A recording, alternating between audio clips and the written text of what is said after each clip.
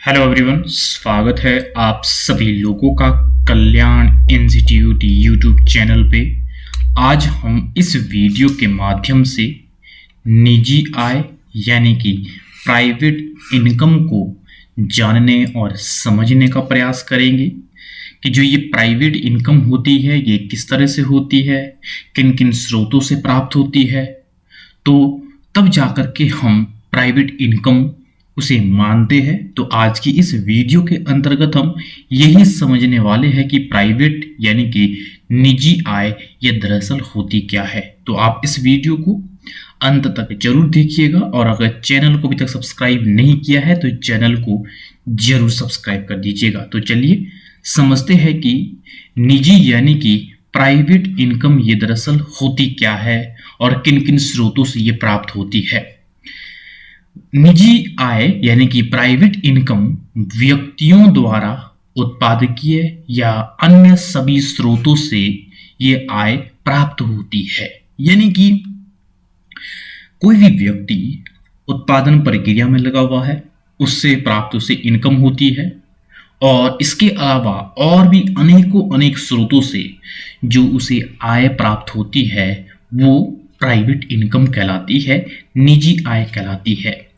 निजी आय में हस्तांतरण भुगतान जैसे पेंशन, बेरोजगारी भत्ता, सामाजिक सुरक्षा लाभ, उपहार, विदेशों से भेजा गई जो धनराशि होती है, लॉटरी से कमाया गया पैसा, अप्रत्याशित जो लाभ होता है, जो अचानक हमें लाभ मिलता है, और सार्वजनिक ऋण पर ब्याज को इसमें शामिल किया जाता है। जिस तरह से जो हस्तांतरण भुगतान है उसको हम नेशनल इनकम में काउंट नहीं करते हैं, ट्रांसफर इनकम जो भी होती है, तो लॉटरी से कमाया गया जो पैसा, किस तरह से जो प्राइवेट इनकम है, प्राइवेट इनकम में इन सब को शामिल किया जाता है क्योंकि ये किसी इंडिविजुअल की एक पर्सनल इनकम होती है और इसको हम वो चाहे ट्रांसफर इनकम हो, पेंशन, बेरोजगारी भत्ता, ये तमाम सारी चीजें हैं वो शामिल होती है इसमें। और जो सार्वजनिक ऋण होते हैं उस पर जो ब्याज होता है वो मिलता है, जो लॉटरी से कमाया गया पैसा है वो भी शामिल होता है।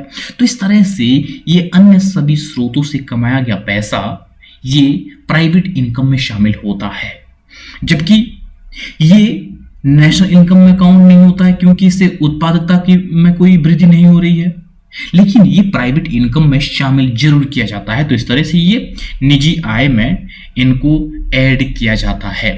जबकि सरकारी विभागों से आय और सार्वजनिक उद्यमों से अधिशेष और कर्मचारियों का सामाजिक सुरक्षा स्कीमों जैसे भविष्य निधियों, जीवन बीमा आदि में अंशदान शामिल नहीं होता है।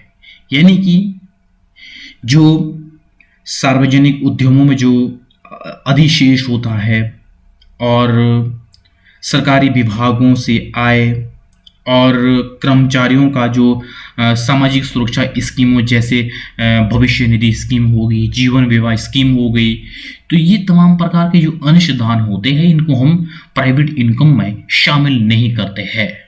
और इसमें हम क्या शामिल करते हैं, इसमें हम अन्य जो स्रोत होते हैं जैसे कि ट्रांसफर इनकम हो गई और विदेशों से भेजा गया जो ट्रांसफर इनकम के रूप में आता है और लॉटरी के रूप में कमाया गया, और जो एकदम से अचानक से किसी भी तरह से हमारे प्रॉफिट बढ़ा दे और ब्याज हो गया, इन सब को हम पर्सनल इनकम में काउंट करते हैं।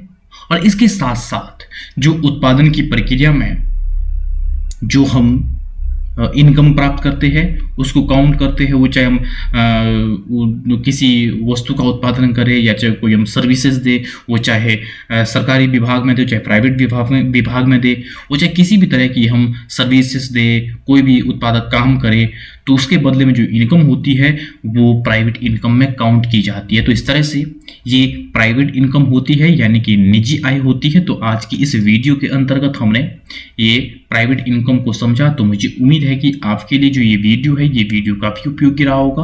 और अगर चैनल को अभी तक सब्सक्राइब नहीं किया है तो चैनल को जरूर सब्सक्राइब कर दीजिएगा और मुझे दीजिएगा इजाज़त। और आप सभी लोगों का बहुत बहुत शुक्रिया।